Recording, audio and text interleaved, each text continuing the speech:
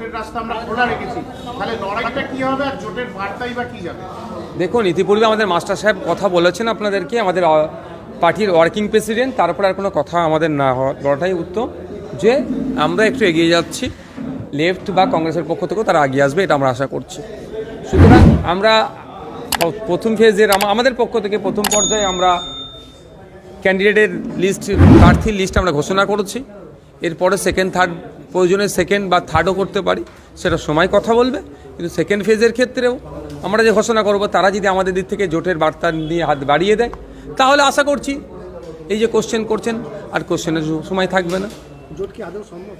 আমাদের পক্ষ থেকে 100% আমরা পজিটিভ আছি, কারণ বামেরা সবসময় তাদের সেন্টিমেন্ট বলে যাদবপুর, আর আমাদেরও সেন্টিমেন্ট হচ্ছে যাদবপুর। কারণ ওখানে যে 7টা সেগমেন্ট আছে, 7টা বিধানসভা আছে, তার মধ্যে একটাতে আমরা শুধু জিতে আছি। আর বাকি যদি কেউ বলে যে শুধু ভাঙড়টা নয়, সোনারপুর উত্তর দক্ষিণ থেকে শুরু করে বারাইপুর পূর্ব পশ্চিম এবং টালিগঞ্জ আমাদের ভালো কাজ চলছে, যেখানে আমাদের প্রচুর ভোট আছে, আমরা আর ভালো লড়াই দিতে পারবো ওখানে।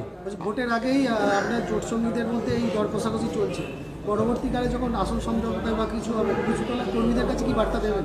দেখুন, আমাদের কর্মীদের জানে আইএসএফ যেটা করবেন তাদের ভালোর জন্য করে, সুতরাং আমাদের ক্ষেত্রে সেটা কোনো সমস্যা হবে না।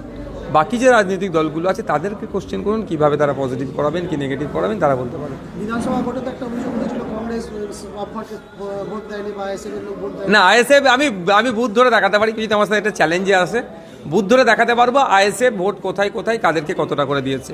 এবার প্রশ্ন থেকে যাচ্ছে আইএসএফকে কারা কতটা ভোট দিয়েছে, স্যার তার ডকুমেন্টসও আমাদের কাছে আছে, কিন্তু সেগুলোকে ভাবার সময় এখন আমাদের নাই। পাস্ট ইজ পাস্ট, কিন্তু তার থেকে শিক্ষা নিচ্ছি, তারপরেও যাইব যদি জোট করে যদি আমাদের লড়াই হয়, বা অনেকের ভাষায় সিট শেয়ারিং করেও যদি লড়াই হয়, যেন লড়াইটা সত্যিকারের হয়। সমঝোতা না হলে যাদবপুরে কি আপনারা দ্বিতীয় ফেজে প্রার্থী ঘোষণা করবেন? দ্বিতীয় ফেজে যখন ঘোষণা করবো তখন একটু অপেক্ষা করুন। জোটে কি প্রেস্টিজ ফাইট চলছে এখন? না, আইএসএফের সর্বোচ্চ জায়গায় নেবে স্যাক্রিফাইস করছে, এর থেকে আর নেওয়ার জায়গা আমি নিশ্চিতভাবে, আপনারাও মনে মনে ভাবছেন অনেকে কীভাবে আছে কি সে জায়গা আর না। দেখুন, আজকেই তো বললাম এই বিষয়টাতে যে আজকেও আমি ওই জায়গায় দাঁড়িয়ে আছি, যে আমি তাড়াহুড়ো করছিলাম আমার নামটা ঘোষণার ব্যাপারে। আমাকে বলা হয়েছে যে 7th ফেজে তো ওঠা ইলেকশন হবে, একটু ধৈর্য ধরো, কারণ পার্টিতে ধৈর্য ধরুন একটু, পার্টিতে তো এই বিষয়ে একাধিক মতামত দেখা গিয়েছিল, সেটাকে শর্ট আউট হচ্ছে। আসল সমঝোতার বার্তা দিয়েছেন, আবার শ্রীরামপুরে বামফ্রন্টের প্রার্থী দিয়েছে, আপনারাও দিলেন, তাহলে লড়াইটা কীভাবে হবে, কার বিরুদ্ধে হবে? মানুষের পক্ষ নিয়ে লড়াই হবে।